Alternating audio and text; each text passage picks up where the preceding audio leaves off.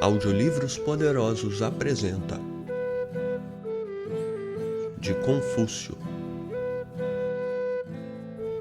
Os Analectos, Livro 19.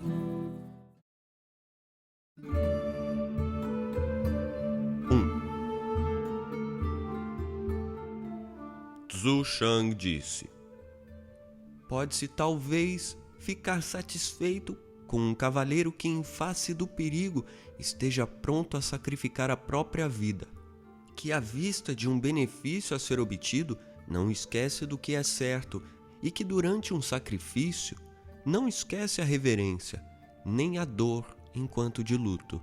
Nota: ver livro 14, 12, que diz: um homem tão sábio quanto Tsang Wuxing, tão livre de desejos quanto Men Kong-shuo, tão corajoso quanto Xuan Tzu de Pien e tão talentoso quanto Jian Xiu, que é mais refinado em matéria de ritos e música, pode ser considerado um homem completo.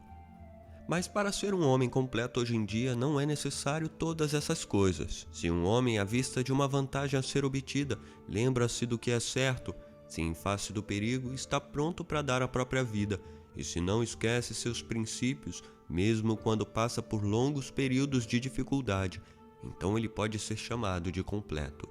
Fim da nota. 2. Tzu Shang disse: se um homem não consegue se agarrar à virtude com todas as suas forças, nem acreditar no caminho com todo o coração, como se pode dizer que ele tem alguma coisa ou que não tem nada? 3. Os discípulos de Tzu e Xia perguntaram a Tzu Shang sobre a amizade. Tzu Shang disse: o que Tzu e Xia diz? Tzu e Xia diz: você deveria fazer amizade com aqueles que são adequados e desprezar os inadequados. Tzu Shang disse: isso é diferente do que eu ouvi. Ouvi que o cavaleiro honra aqueles que lhe são superiores e é tolerante para com a multidão, que é cheio de elogios para com os bons, ao mesmo tempo em que se apieda dos incapazes.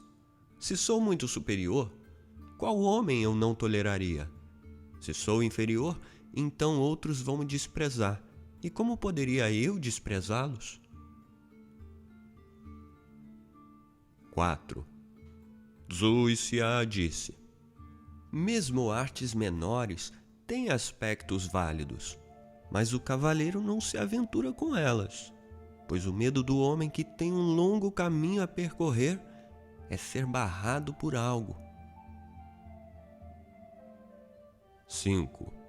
Tzu e Xia disse: se um homem tem consciência ao longo do dia do que ele não sabe, e não esquece ao longo de um mês aquilo que ele já dominou, então ele pode de fato ser considerado alguém que gosta de aprender. 6. Tzu e Xia disse: aprenda bastante e seja persistente. Pergunte com sinceridade e reflita sobre o que está à disposição. E não haverá necessidade de procurar benevolência em outro lugar. 7. Tzu e Xia disse: os artesãos das 100 artes dominam seu ofício ao permanecerem na oficina. O cavaleiro aperfeiçoa seu caminho por meio do estudo. 8. Tzu e Xia disse: quando o homem vulgar comete um erro, ele com certeza tenta mascará-lo. 9. Tzu e Xia disse: o cavaleiro passa 3 impressões diferentes. À distância, ele parece formal. De perto, ele parece cordial. Ao falar, ele parece severo. 10. Tzu e Xia disse: apenas depois de conquistar a confiança do povo, o cavaleiro o faz trabalhar duramente, pois de outra maneira o povo se sentiria usado. Apenas depois de conquistar a confiança dos senhores, o cavaleiro pode criticar suas medidas, pois de outra maneira o senhor se sentiria ofendido. 11.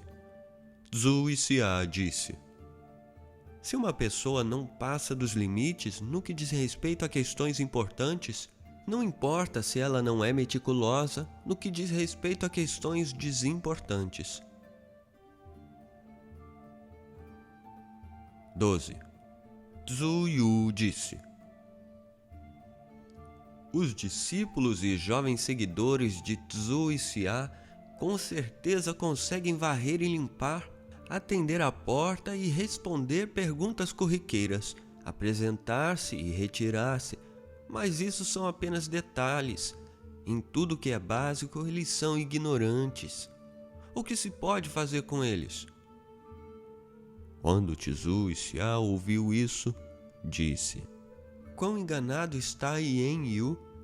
No caminho do cavaleiro, como saber o que pode ser ensinado antes e o que deve ser deixado por último, por ser menos urgente? O primeiro pode ser facilmente distinguido do último, como a grama o é das árvores. É fútil tentar passar um retrato tão falso do caminho do cavaleiro. Apenas o sábio, tendo começado alguma coisa, sempre a levará a cabo. Nota: o ponto de Xia parece ser o seguinte: se a um estudante ensina-se passo a passo do superficial ao fundamental, então ele ganha algo mesmo que não atinja, ao seguir os estudos, sua meta final. A meta final é algo que supostamente apenas o sábio é capaz de atingir. Fim da nota. 13.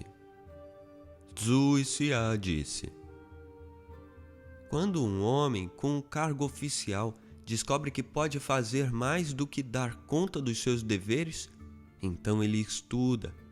Quando um estudante descobre que ele pode mais do que dar conta dos seus estudos, então ele aceita um cargo oficial.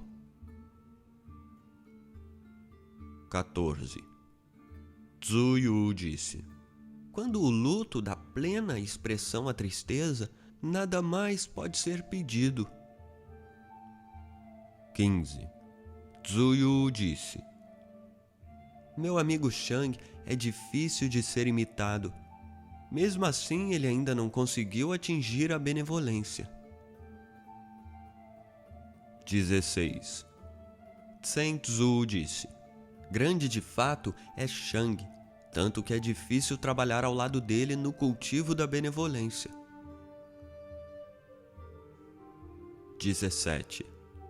Zheng Zhu disse: ouvi o mestre dizer que em nenhuma ocasião um homem tem plena consciência de si próprio, embora quando pressionado ele tenha dito que o luto pelos próprios pais pode ser uma exceção. 18. Zheng Zhu disse: ouvi o mestre dizer que outros homens poderiam imitar tudo que Men Xuanzhu fazia como bom filho, exceto uma coisa: ele manteve inalterados tanto os oficiais de seu pai quanto suas políticas. Eis o que era difícil de imitar. Nota: ver livro 1:11, que diz: o mestre disse: observe o que um homem, enquanto seu pai está vivo, planeja fazer, e então observe o que ele fez quando seu pai falece. Se durante 3 anos ele não se desviar do caminho do pai, ele pode ser chamado de um bom filho. Fim da nota. 19. A família Men apontou Yang Fu como magistrado, e ele buscou o conselho de Zheng Zhu. Zheng Zhu disse: as autoridades perderam o caminho, e o povo está há muito tempo sem raízes. Se você conseguir extrair a verdade de pessoas do povo, não se congratule por isso, mas tenha-lhes compaixão. 20. Zhu Gong disse: Shou não era tão malvado assim. É por isso que o cavaleiro detesta morar para os lados do sul, pois é lá que tudo o que é sórdido no império abre caminho. 21. Zhukong disse: os erros do cavaleiro são como um eclipse do sol e da lua, no sentido de que quando ele erra, o mundo inteiro o vê. E quando ele corrige seu erro, o mundo inteiro o observa admirado. 22. Kung Sun Chao de Wei perguntou a Zhukong: com quem Xungni aprendeu? Nota, isto é, Confúcio, fim da nota. Zhukong respondeu: o caminho do rei Wen e do rei Wu ainda não caiu por terra, mas ainda pode ser encontrado nos homens. Não há homem que não tenha algo do caminho de Wen e Wu em si. Homens superiores guardaram aquilo que tem maior importância, ao passo que homens inferiores guardaram o que é de pouca importância. De quem então o mestre não aprende?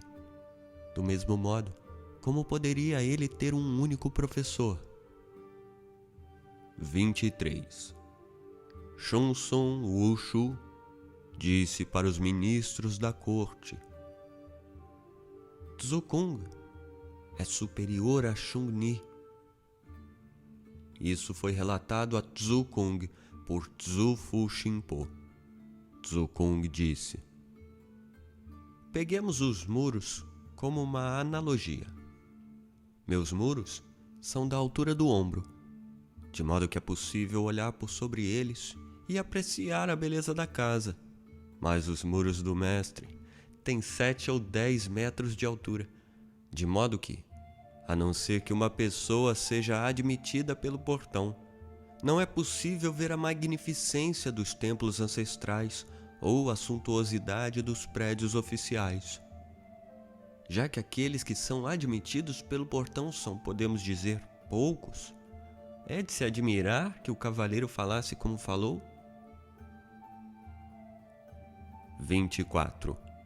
Shun Sun Wushu fez comentários difamatórios sobre Xungni. Zhukong disse: ele está simplesmente perdendo seu tempo. Não é possível difamar Xungni. Em outros casos, homens de excelência são como montanhas que uma pessoa pode escalar. Xungni é como o sol e a lua, que ninguém escala. Mesmo que alguém quisesse escapar do sol e da lua, como isso deporia contra eles? Isso somente serviria para mostrar mais claramente que não teve consciência do seu próprio tamanho. 25. Shenzhou Xin disse para Zhukong: você está sendo respeitoso, não é? Certamente Xungni não é superior a você. Zhukong disse: um homem é considerado sábio por apenas uma palavra que ele diga. Igualmente, ele é considerado tolo por apenas uma palavra que ele diga. É por isso que devemos ter muito cuidado quanto ao que dizemos. O mestre não pode ser igualado, assim como o céu não pode ser medido.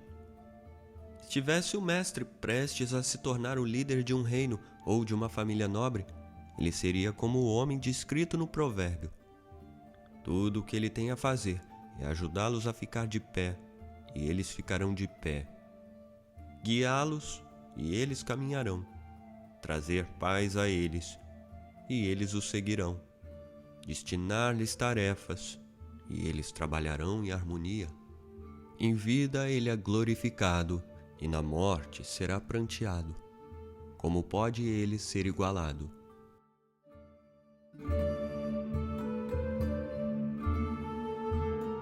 Você está ouvindo de Confúcio, Os Analectos.